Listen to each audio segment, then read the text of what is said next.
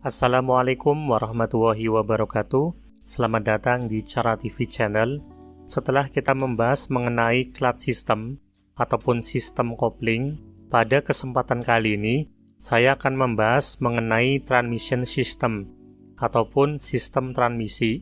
Pada part yang ke-1 ini saya awali dengan membahas komponen dan fungsi komponen dari transmisi manual. Nanti setelah kita membahas komponen dan fungsi komponen transmisi manual, baru nanti next video atau video berikutnya saya akan membahas mengenai cara kerjanya. Oke, langsung saja kita bahas. Jangan kemana-mana, tetap di Cara TV Channel. Komponen yang pertama pada transmisi manual yaitu input shaft ataupun poros input. Kita sudah bahas pada sistem kopling. Input shaft ataupun poros input yaitu sebuah poros yang berfungsi sebagai sumbu yang bekerja sama dengan kopling untuk memutar gigi di dalam gearbox ataupun transmisi. Jadi input shaft ini menempel pada kopling, juga menghubungkan ke transmisi. Pada bagian poros di sini yang saya tunjuk, ini tempat dudukan untuk kopling, terutama yang ada geriginya ini merupakan dudukan dari clutch disc ataupun piringan kopling. Kemudian bagian ujung ini yang menempel langsung dengan gear transmisi ataupun gigi transmisi. Yang kedua adalah counter gear ataupun gigi counter. Gigi counter ataupun counter gear berfungsi untuk menghasilkan torsi. Jadi untuk menghasilkan torsi dari gigi input menuju ke gigi kecepatan. Jadi counter gear ini ataupun gigi counter ini sebagai penerus antara input dengan gigi kecepatan. Nanti yang menghubungkan input shaft tadi, yang dari kopling, kemudian diteruskan torsinya itu ke sini dulu, ke gigi counter, baru nanti diteruskan ke gigi kecepatan. Bisa gigi 1, gigi 2, gigi 3, dan seterusnya. Ini ada 4 kecepatan. Kecepatan 1, 2, 3, 4. 1 dimulai dari gigi yang paling kecil, ini yang miring.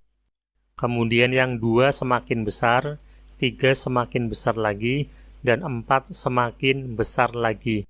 Kemudian yang lurus digunakan untuk gigi mundur. Jadi nanti gerigi-gerigi ini ataupun gigi-gigi ini nanti dihubungkan dengan gigi kecepatan. Jadi sekali lagi fungsinya sebagai penerus, yaitu penerus torsi dari input shaft yang kemudian akan diteruskan ke gigi kecepatan. Komponen yang ketiga adalah output shaft ataupun poros output. Poros output merupakan komponen yang hampir sama seperti komponen poros input, yaitu berupa poros yang dapat mentransferkan ataupun mengirimkan torsi dari sistem transmisi ke gigi terakhir, sekaligus sebagai dudukan persneling. Jadi poros output ini sebuah poros yang dapat mentransferkan atau mengirimkan torsi dari sistem transmisi, yaitu dari kecepatan gigi 1, gigi 2, dan seterusnya ke final drive ataupun ke diferensial ataupun gigi terakhir yang kemudian dihubungkan ke roda. Dari kopling dikirim ke transmisi, tadi ada counter gear. Setelah counter gear masuknya ke gigi kecepatan, dan gigi kecepatan dikirim ke poros output ini, kemudian poros output ini akan dikirimkan ke final drive ataupun gigi terakhir yang kemudian akan dikirimkan ke roda kendaraan ataupun roda mobil. Komponen berikutnya adalah transmission gear ataupun gigi transmisi. Gambarnya seperti ini. Transmission gear ataupun gigi transmisi juga disebut sebagai gigi kecepatan, yaitu suatu gigi yang dapat mengubah input tenaga dari mesin, jadi tenaga yang dari mesin, dirubah menjadi gaya torsi, gaya outputnya itu gaya torsi, sesuai dengan kebutuhan kendaraan. Jadi bisa disesuaikan torsinya sesuai dengan kebutuhan kendaraan. Mau membutuhkan kecepatan tinggi ataupun kecepatan lambat tetapi tenaganya besar, bisa dirubah-rubah dengan gigi transmisi ini ataupun gigi kecepatan ini. Kemudian ada synchronizzer ataupun gigi penyesuai. Gambarnya seperti ini, berfungsi untuk memindahkan gigi pada saat mesin mobil sedang bekerja. Jadi fungsi dari synchronizzer ataupun gigi penyesuai yaitu untuk memindahkan gigi pada saat mobil sedang bekerja. Bisa memindahkan dari gigi 1 ke gigi 2, dari gigi 2 ke gigi 3, ataupun untuk membuat netral. Itu yang merubah-rubah atau yang menyesuaikan ini synchronizzer ini. Untuk synchronizzer ini posisinya itu di sini, di tengah-tengah. Kanan dan kiri ini yang giginya miring. Yang giginya miring ini merupakan gigi percepatan. Bisa gigi 1, bisa gigi 2 yang menempel dengan counter gear langsung. Jadi tadi yang menempel dengan counter gear itu gigi yang ini. Di tengahnya ini ada synchronizzer, di mana untuk synchronizzer ini ada salah satu komponen yang namanya hub sleeve. Hub sleeve ini sebagai pengunci penyesuaian gigi percepatan sehingga output shaft bisa berputar dan berhenti. Tadi untuk input shaft itu kan putaran dari kopling. Jadi putaran input shaft itu bisa berputar dan bisa berhenti dikontrol oleh yang namanya kopling ataupun clutch system. Kemudian untuk mengontrol output shaft, tadi saluran yang kemudian akan dikirimkan ke roda ataupun ke gigi terakhir atau final drive, itu yang mengontrolnya ini hub sleeve. Di mana untuk hub sleeve ini ataupun synchronizzer ini masuk dalam synchronizzer. Ini komponennya seperti ini. Yang warnanya oranye ini baik sebelah kiri ataupun kanan ini merupakan speed gear ataupun gigi kecepatan, atau tadi adalah transmission gear ataupun gigi transmisi. Ini bisa gigi 1, gigi 2, gigi 3, gigi 4 dan seterusnya. Yaitu yang menempel langsung dengan counter gear. Kemudian pada bagian sini ada gigi kecil lagi. Perhatikan, ini namanya splines. Splines ini nanti yang berfungsi untuk menggigit ataupun yang mengunci antara gigi kecepatan ini dengan hub sleeve ataupun dengan clutch hub. Kemudian yang warna kuning ini ada synchronizzer ring. Ini merupakan cincin penyesuai. Jadi untuk mengunci antara speed gear dengan hub sleeve itu supaya pengunciannya secara halus.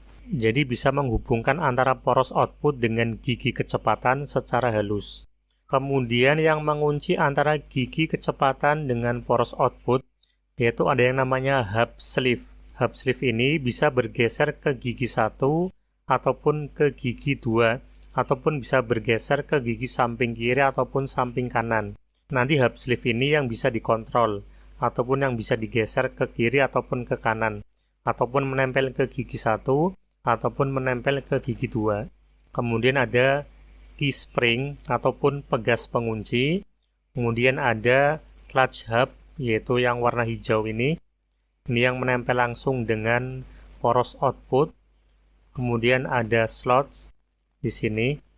Slot ini ada 2, ada bagian clutch hub, juga ada bagian dari synchronizzer ring. Ini fungsinya untuk synchronizzer key ataupun pengunci synchronizzer yang warna merah ini. Kemudian ada reverse gear ataupun gigi mundur. Jadi gigi mundur ini bentuknya geriginya lurus. Tadi kalau gigi kecepatan giginya adalah miring, kalau gigi mundur ini giginya lurus. Berfungsi untuk mengubah arah dari putaran output shaft sehingga mobil bisa berjalan mundur. Contohnya ini ada 2 gigi yang saling berhubungan.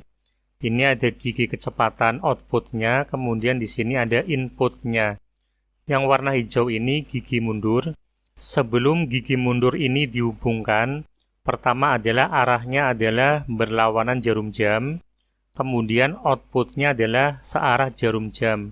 Ataupun ketika saya ibaratkan, yang awalnya adalah mundur, kemudian menjadi maju. Jadi outputnya menjadi ke arah maju.